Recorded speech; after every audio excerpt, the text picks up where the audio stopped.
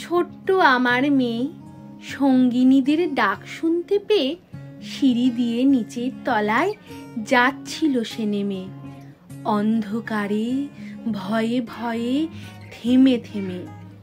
হাতে ছিল প্রদীপ খানি, আঁচল দিয়ে আড়াল করে চলছিল সাবধানী। আমি ছিলেম ছাতে তারাই ভরা চৈত্র মাসের রাতে। হঠাৎ মেয়ের কান্না শুনে উঠে দেখতে গেলেম ছুটে। সিঁড়ির মধ্যে যেতে যেতে প্রদীপটা তার নিভে গেছে বাতাসেতে। সুধাই তারে, কি হয়েছে বামি? সে কেঁদে কয় নিচে থেকে, হারিয়ে গেছি আমি। তারাই ভরা চৈত্র মাসের রাতে ফিরে গিয়ে ছাতে, মনে হলো আকাশ পানে চেয়ে আমার বামির মতোই যেন অমনিকে এক মেয়ে।